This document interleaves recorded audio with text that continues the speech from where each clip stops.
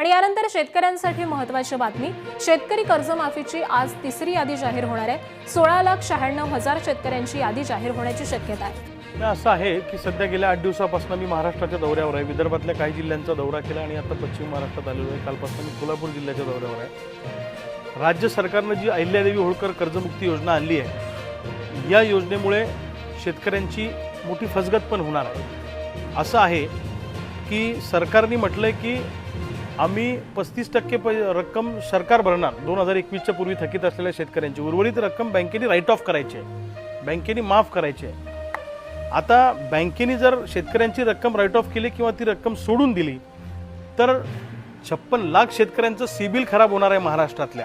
हा एक अत्यंत जटिल मुद्दा आहे आणि एकदा सिबिल खराब झालं तर त्या शेतकऱ्याला आता कर्जमाफी मिळेल, पण त्याचं सिबिल खराब झालं तर त्याच्या मुलासाठी त्याला एज्युकेशन लोन घेता येणार नाही, त्याला होम लोन घेता येणार नाही, त्याला व्यापारी कर्ज घेता येणार नाही, त्याला कुठली सीसी करता येणार नाही किंवा शेतीपूरक जे कर्ज त्याला घ्यायचे ते त्याला मिळणार नाही। पीक कर्ज मिळेल पण इतर कर्जासाठी त्याचे दरवाजे बंद होतील। मग आता कर्जमाफी आणि उद्या कर्जबंदी अशा पद्धतीची अवस्था महाराष्ट्रातल्या शेतकऱ्यांची आहे। म्हणून सरकारला आमची विनंती आहे की सिबिलच्या बाबतीत काय सरकार निर्णय घेणार आहे, सरकारनं रिझर्व्ह बँकेशी बोललं पाहिजे आणि या शेतकऱ्यांचं सिबिल खराब होणार नाही याची गॅरंटी केंद्र राज्य सरकार घेणार आहे का, रिझर्व्ह बँक घेणार आहे का?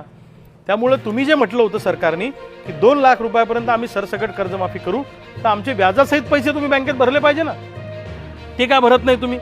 आज तुम्ही आम्हाला सांगता की आम्ही मुद्दल भरू, व्याज बँका माफ करणार आहेत किंवा बँका देणार आहेत, पण उद्या त्या कर्जामध्ये समझोता असं दिसेल ना, समझोता दिसेल, मग समझोता दिसल्यावर त्याला इतर कर्ज मिळणार नाही।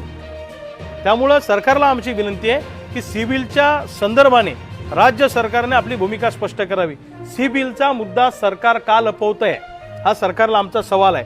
आणि दुसऱ्या बाजूला ही जी पीक विम्याची योजना सरकारने आणलेली आहे ही तकलादू योजना आहे।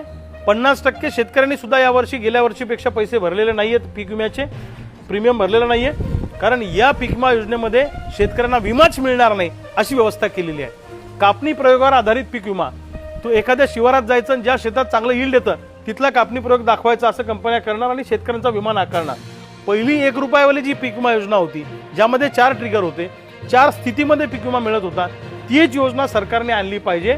भले त्यात थोड्या बहुत सुधारणा केल्या तरी चालतील अशी आम्हा शेतकऱ्यांची मागणी आहे। दुसऱ्या बाजूला ऊस उत्पादकांची FRP साखर कारखान्यांनी थकवलेली आहे। आता साखरेचा दर वाढलेला आहे तर ऊसाचाही दर वाढला पाहिजे। ज्या कारखान्यांनी एकरकमी FRP दिली नाही त्या कारखान्यांवर कठोर कारवाई सरकारने केली पाहिजे। कारखानदारांचं आणि सरकारचं साठलोट आहे आणि ऊस उत्पादक शेतकऱ्यांच्या खिशावर डल्ला मारायचं काम सरकार त्या ठिकाणी करत आहे। दुसऱ्या बाजूला कर्जमुक्ती योजनेमध्ये ITR भरणाऱ्या शेतकऱ्यांना सोडलेलं आहे। आता मी शेतकरी आहे, मी शेतीवर ITR भरतो, कशासाठी भरतो? कारण मला इतर लोन मिळण्यासाठी ITR हा कंपल्सरी आहे। त्यामुळे ITR भरणाऱ्या शेतकऱ्यांचा या कर्जमाफीमध्ये समावेश करा। रेग्युलर कर्ज भरणाऱ्या शेतकऱ्यांची संख्या कोल्हापूरमध्ये मोठ्या प्रमाणामध्ये आहे, कोल्हापूर जिल्ह्यामध्ये, कारण तुमच्या भागामध्ये ऊसाचा पैसा डायरेक्ट सोसायटीत जातो, कर्ज कापून घेऊन नव्यानं पीक कर्ज दिलं जातं, त्यामुळे रेग्युलर भरणाऱ्यांची संख्या जास्त आहे। याला सरकार फक्त 50,000 रुपये देत आहे। आमचं म्हणणं आहे की रेग्युलर कर्ज भरणाऱ्या शेतकऱ्यांना 2 लाखापर्यंतची मदत करा किंवा त्यांना प्रोत्साहनपर अनुदान द्या। मयत शेतकरी जे आहेत त्यांचा आता फार्मर ID होत नाहीये, त्यामुळे त्यांच्या वारसांनाही कर्जमाफीमध्ये समाविष्ट करा आणि तिन्ही कर्जमाफीतून जे लोक सुटले त्यांचाही कर्जमाफीमध्ये समाविष्ट करा।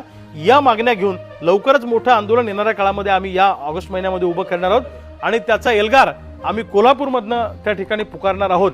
आणि तरुण शेतकरी नेते जे आहेत ज्यांच्यामध्ये लढण्याची उमेद शिल्लक आहे, अजून जे निराश झालेले नाहीत आयुष्यामध्ये, अशा तरुण नेत्यांना एकत्रित करून कोल्हापूरमधनं राज्यव्यापी आंदोलनाची सुरुवात आम्ही लवकरच या महिन्यामध्ये करणार आहोत आणि सगळ्या तरुण शेतकरी नेत्यांना आम्ही एकत्रित करणार आहोत। खरं तर एका बाजूला तुम्ही म्हणताय की कर्जमाफीच्या त्रुटी दाखवा, दुसऱ्या बाजूला सरकारचे मंत्री आणि त्यामध्ये जातात आणि स्वतःची पाठ ठोकून घेताना मॅम, तुम्हाला सांगू का, खरं बोललं तर सख्या आईला पण राग येतो।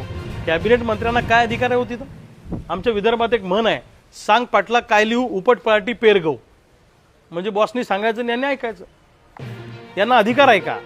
जे कॅबिनेट मंत्री कर्जमाफीच्या विषयावर आज मीडियात येऊन गप्पा मारतायत त्यांना माझा सवाल आहे, त्यांनी मला सांगावं की शेतकऱ्यांचं सिबिल खराब होणार नाही की त्यांनी लिहून द्यावं आम्हाला आणि इतर लोन आम्हाला मिळून द्यावं। पीक कर्ज सोडून बाकीचं लोन मिळून देता का तुम्ही आम्हाला? आणि जे कॅबिनेट मंत्री म्हणतात शेतकरी नेत्यांचा अभ्यास नाही, त्यांना माझं चॅलेंज आहे, कोल्हापूरच्या कोणत्या चौकात किती वाजता यायचं सांगा, डिबेटमध्ये सामील व्हा, लाईव्ह करा सगळी डिबेट. तुमचा अभ्यास आहे का आमचा अभ्यास आहे पाहू, दूध का दूध पाणी का पाणी करू.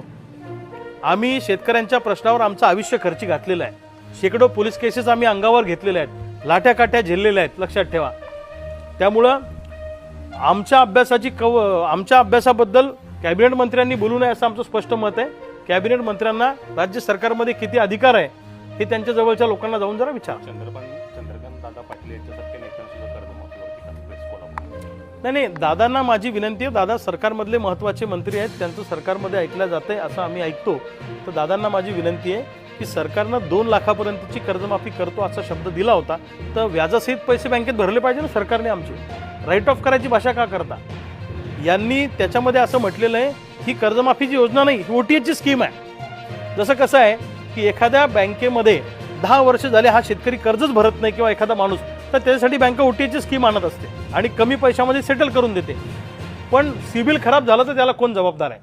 चंद्रकांत दादांना माझी विनंती आहे की महाराष्ट्रातल्या शेतकऱ्यांचं सिबिल खराब होणार नाही याच्यासाठी दादांनी मुख्यमंत्र्यांशी बोललं पाहिजे, मार्ग काढून दिला पाहिजे.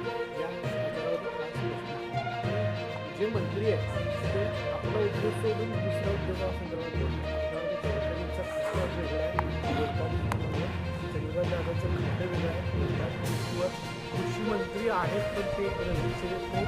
हे सगळ्या मंत्रिमंडळाला राज्य सरकारला काय सांगतात? हे मला असं वाटतं हे 3-4 पक्षाचं सरकार असल्यामुळे यांच्यामध्ये गोंधळाची अवस्था आहे. आणि कदाचित काही मंत्र्यांना असं वाटत असेल की मी कशी सरकारची बाजू रेटून नेतो. मुख्यमंत्र्यांच्या मनामध्ये स्थान निर्माण करण्यासाठी असे प्रयत्न काही नेते करत असतात, त्याच्यातले या पद्धतीने करतात. मला असं वाटतं की आता कृषी मंत्री कर्जमाफीवर बोलले पण ते सिबिलवर बोलतच नाही ना. ते म्हणतात की तुम्ही काळजी करू नका, तुम्ही बिनधास्त ते करून टाका, तुम्हाला नीलचं प्रमाणपत्र देऊन तुम्हाला पीक कर्ज देऊ. अरे पीक कर्ज मिळेल पण एज्युकेशन लोनचं काय, होम लोनचं काय, CCचं काय, व्यापारी कर्जाचं काय, त्याच्याबद्दल काय. आयुष्यभरासाठी सिबिल खराब होऊन जाईल ना आमचं. त्यामुळं मला असं वाटतं की कॅबिनेट मंत्र्यांनी जबाबदारीनं आपापल्या खात्यासंदर्भात आपल्या खात्यात लक्ष घाला आणि आपल्या खात्याचा विकास करा. तुमच्या जिल्ह्यामध्ये एक तर चंद्रकांत गायकवाड नावाचा डॉक्टर पकडला गेला गर्भलिंग निदान करताना.